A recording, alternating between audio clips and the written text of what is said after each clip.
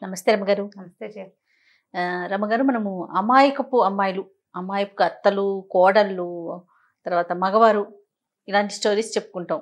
కొంచెం నవ్వుగా కూడా ఉంటాయి అవి. అలాంటి కథ ఏదన్నా 1950s కథ ఒకటి చెప్దాం. ఆ. పొట్టిపంతులు గారి చిట్టెమ్మ. బాగుందండి. వినడానికి రైమింగ్గా ఉంది కదా. ఒక ఊళ్ళో ఒక పంతులు గారు ఒక ఆయన ఉండేవాడు. ఆయన భార్య పేరు చిట్టెమ్మ. ఈ పంతులు గారు కొంచెం పొట్టి, పాపం పొట్టిగా ఉండేవాడు, భార్య కంటే పొట్టి.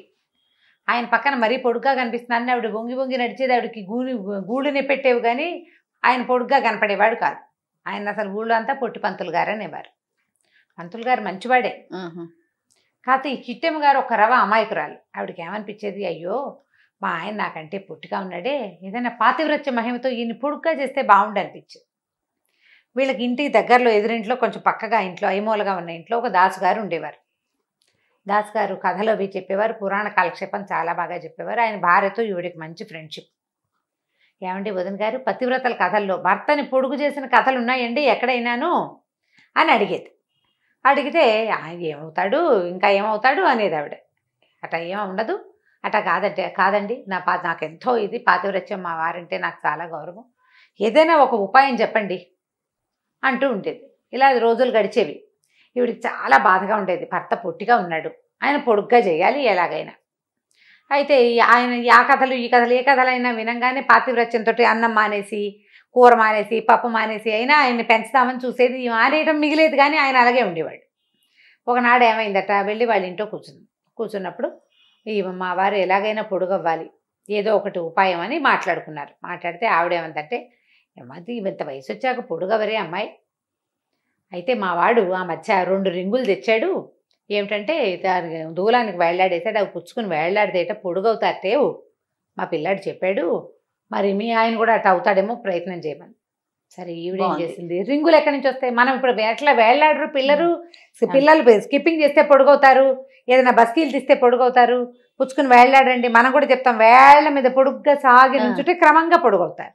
కాకపోతే ఇట్లా 30, 40 వచ్చిన వాళ్ళు ఎట్లా అవుతారు. ఈవిడేమనుకుంది, మన దగ్గర రింగులు లేవు, ఇప్పుడు రింగులు ఎక్కడి నుంచి వస్తాయి. అందుకని ఏమనుకుంది, ఓ పంచేద్దాం, పైన దూలం ఉంది కదా, దూలానికి ఒక తాడు గనక వేస్తే ఆ తాడు పుచ్చుకుని వేళ్లాడమంటే సరి భర్తని.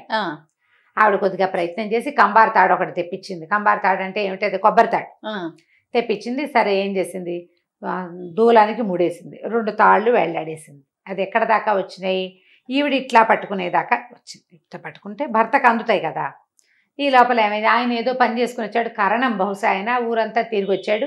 తిరిగి అలసిపోయి ఇంట్లోకి వచ్చేసరికి వాళ్ళు నట్టింట్లో కిందకి వేళ్లాడుతున్న తాడు కనిపెట్టేసరికి ఏమన్నాడు, ఎవరికి ఊరేయటానికి వెకటవే తాళ్ళు, నీ మొహమండా అన్నాడు. మీకేనండి అంది ఆవిడ. అనగానే ఆయన కొళ్ళు మండిపోయింది. దోసు నీ మొహమండా, నాకు ఊరేసి చంపుతాంటే కాదండి అని ఈవిడ చెప్పబోయే లోపల ఆయనకు అది అర్థం కాల. పైన తాడు గట్టి కిందకి వేళ్లాడేస్తే ఏం చేస్తారు, ఉయ్యాలనుకో కింద దాకా వేయాలి తాడు, ఇక్కడ దాకా ఎట్లా వేశారు, ఇక్కడ దాకా వేసింది ముడేసుకోవటానికి అంతే. దాన్ని ఊరేసి చంపేద్దాం అనుకుంది, పెళ్ళాం అనుకున్నాడు. అక్కడి నుంచి మూలన బడి తీసి చెడామడా కొట్టేసేయడామండి. ఇట్లాంటి పనులు చేస్తావా నువ్వు, మొగుడిని చంపేద్దామని చూస్తున్నావుటే, తాడు సిద్ధంగా పెట్టావు, ఏ రాత్రి నా పీకేసి ఊరేసేద్దామనే కదా. ఆవిడ పాపం అర్థమయ్యేలాగా చెప్దామని చూసింది, తన పాతివ్రత్యం ఆయనకు అర్థం కావట్లేదని ఆవిడ బాధపడింది. చివరికి కుదరలే, తాడు ఓడ తీసేసి అవతల పారేసాడు. చాలా బాధేసింది ఈవిడికి, అయ్యో ఇదేదో ట్రై చేసాం అవ్వలేదని. మళ్ళీ పురాణ కాలక్షేపం వినేది. ఈ పురాణాల్లో వింటే ఏం కనపడేది, ఒకరోజు విన్నది, సావిత్రి సత్యవంతుడి కోసం యమధర్మరాజు వెనకాల నడుచుకుంటూ వెళ్ళిపోయింది. యముడు వెనకాల వెళ్ళి మొగుడిని తెచ్చేసుకుంది ఒక ఆవిడ. ఇంకొక ఆవిడ మొగుడిని బొట్లో పెట్టుకుని ఎక్కడికో తీసుకెళ్ళింది. పెదవది పొడుగు చేయలేను నేను, నాకు మాత్రం పాతివ్రత్యం ఏం తక్కువ, పతివ్రతల కోవకు చెందిన వంశం మాది అసలే.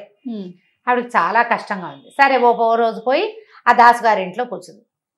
ఆయన అడిగింది, కాదండి పతివ్రతల కథల్లో ఎక్కడైనా భర్తని పొడుగు చేసిన కథలు ఉన్నాయంటారా, అసలు పతివ్రతలు ఉన్నారా ఈ రోజుల్లో, ఎందుకు లేరు, మా ఆవిడ లేదు అన్నాడు ఆయన. అని పక్కపక్క నవ్వుతూ ఏం చెప్పాడంటే, మా ఆవిడ నేను తిరిగి వస్తే కాళ్ళు పిసికేది, ఇది వరకు ఏమే కాళ్ళు పెట్టు, నాకు కాళ్ళు నొప్పులు పుడుతున్నాయి అన్నాడు.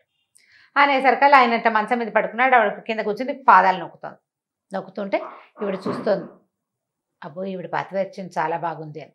అప్పుడు దాసుగారు ఏం చెప్పారంటే, ఇలాగే కదమ్మా కాళ్ళు పిసికి నేను ఎంత ఉండేవాడిని, మీ ఆయన అంతే ఉండేవాడిని, ఇప్పుడు ఇంత పొడుగ్గా ఎట్లా అయ్యాను, మా ఆవిడ రోజు కాళ్ళు పిసకడంతో నేను పొడుగయ్యాను అన్నాడు. ఆవిడ ఆలోచించు, ఓ సిద్ధేనా, కాళ్ళు పిసికితే పొడుగవుతారా అంటే అవుతారటండి అని అడిగింది. ఎందుకు అవరమ్మా, నేను అవ్వలేదు ఏమే అన్నాడు భార్యని. ఆవిడేమో అవునమ్మా ఎప్పుడు కాళ్ళు పిసుకుతాను నేను అంటే. ఆ రోజుల్లో చిన్నప్పుడే పెళ్ళిళ్ళు అయ్యేవి. 13-14 ఏళ్ళ అబ్బాయికి 5-6 ఏళ్ల పిల్లకి పెళ్లి చేసేవాళ్ళు. దీనికి 10 ఏళ్ళు వచ్చేసరికి వాడికి 20 ఏళ్ళతో కొంచెం సాగేవాడు. ఈ రోజు కాళ్ళు పట్టటాలు అలాంటి క్రియలు జరుగుతూనే ఉండేవి. కాళ్ళు పట్టడం వల్లే పొడుగయ్యారు అంటే ఏమంటారంటే బట్టతలకి మోకాలకి ముడి పెట్టుకోవటం. సరే సరే అనుకుంది. ఏమనుకుంది, సరే అక్కడి నుంచి లేచెళ్ళి ఎలాగైనా మా ఆయన్ని కాళ్ళు పట్టి పొడుగు చేసి నా పాతివ్రత్యం నిరూపించుకోవాలి. భవిష్యత్ కాలంలో చెప్పుకోవడానికి కథలు ఉండద్దు జనాలకి. ఇదివరకు సావిత్రి ఏమో మొగుడు కోసం యమధర్మరాజు వెనకాల వెళ్ళింది, జరిగింది కథ. ఇప్పుడు చెప్పుకుంటున్నాం. ఆవిడెవరో అసలు దేవతలతోటి పోరాడి మొగుడిని యంగుగా చేసుకుంది, అదో కథ ఇవాళ చెప్పుకుంటాం. రేపు నా కథ చెప్పుకోవాలి. సతీ సులోచన, సతీ అనసూయ ఇవన్నీ చెప్పుకోవట్లా, వాళ్ళందరి కథలు అవన్నీ ఇప్పుడు చెప్పుకున్నాం. ఇప్పుడు నేను పొడుగు చేసిన కథ రేపు చెప్పుకుంటారు, 4 రోజులు పోయాక, నేను పోయాక ఎలాగైనా ఈ పని చేసేయాలి. సరే లోపలికి వెళ్ళింది. ఆయన అప్పుడే ఎక్కడి నుంచో బయట నుంచి వచ్చి మంచం వాల్చుకు పడుకుని ఉన్నాడు. వాదాల దగ్గర కూర్చుంది. కాళ్ళు పడదామని కాళ్ళు పట్టుకుంది. కాసేపు అయ్యాక వీళ్ళ ఇంట్లోంచి మొయ్యో మొయ్యో మొయ్యోమని కేకలు అరుపులు వినపడుతున్నాయి. ఆ ఎదురుంట్లో ఉన్న దాసుగారు పెళ్ళాము పరిగెత్తుకొచ్చారు. ఏమిటయ్యా భలేవారి పంతులు, పెళ్ళాన్ని కొడతారటయ్యా ఎవరైనాను అంటే, కొట్టకేంతేనండి, ఇది నన్ను చంపేయాలని చూస్తుంది అన్నాడు ఆయన. అదేమిటమ్మా కాళ్ళు పిసుకుతానన్నావు కదా అంటే, నా మెడ పిసికేస్తోందండి ఇది అని గట్టిగా అరిచాడు. అరిచేసరికి ఏమ్మా కాళ్ళు పిసుకమని చెప్పాను కాదుటమ్మా నీకు అంటే, అవునండి కాళ్ళు పిసుకుదామని పాదాల దగ్గర కూర్చుంటే ఈయన పడుకున్నారు కదా, మెళ్ళలో తులసి పేరు కనపడుతుంది ఆయన మెళ్ళలో. అయితే కాళ్ళు పిసికితేనే ఈయన పొడుగై నాకు పేరు వచ్చేటట్టయితే ఇంత చక్కగా తులసి పేర్లు ధరించి ఉండే వీరి మెడ గనక పిసికితే ఆయన పొడుగు అవుతాడు, నాకు పేరు వస్తుంది, నాకు పాతివ్రత్యం సిద్ధిస్తుందని భావించి మెడ పట్టుకున్నానండి అనేసరికల్లా ఏదో లేవయ్యా తెలియక చేసింది. ఏం తెలియక చేసిందండి, ఆ మధ్య మా ఆవిడ మీకు తెలీదు పెద్ద తాడేసి కట్టింది నాకు ఊరేయటానికి, ఇది నన్ను చంపేయడానికి చూస్తోందండి అన్నాడు. అనేసరికల్లా తాడు కట్టేవా, రింగులు కాదుటమ్మా నీకు చెప్పాను అని అడిగింది ఎదురుంటే ఆవిడ. మీరు రింగులే చెప్పారండి, మా ఇంట్లో రింగులు లేవు అందుకని తాడేసి కట్టాను, వీరికి అర్థం కాలేదు, నేను చెప్పే లోపల వాళ్ళ నన్ను ఇలాగే తిట్టి కొట్టారండి అని అనేసరికల్లా వచ్చిన ఆవిడ పక్కింది ఎదురుంటే ఆవిడ వచ్చింది కదా, ఆవిడంది అది కాదండి పంతులు గారు, మీరు పొట్టిగా ఉన్నారు, పొడుగవ్వాలని మీ ఆవిడ కోరిక, తన పాతివ్రత్యంతో దాన్ని సిద్ధింప చేయాలని ప్రయత్నం చేస్తోంది, రింగులు పుచ్చుకు వేళ్లాడితే సాగుతారని రింగుల బదులు తాళ్ళు కట్టినంటే, ఏమిటండి ఏదో ఒక రోజు నువ్వు బండరాయి తెచ్చి నన్ను ఎత్తిన పడేస్తుంది ఇది, మీరు ఇలాంటి సలహాలు చెప్పబోకుండా నేను వాళ్ళని కేకలేశాడు. వాళ్ళు వెళ్ళిపోయాక పెళ్ళాన్ని తిట్టాడు. అని నీ బొంద నీ పొట్టిగా ఉంటే ఏమైందే నీకు అని.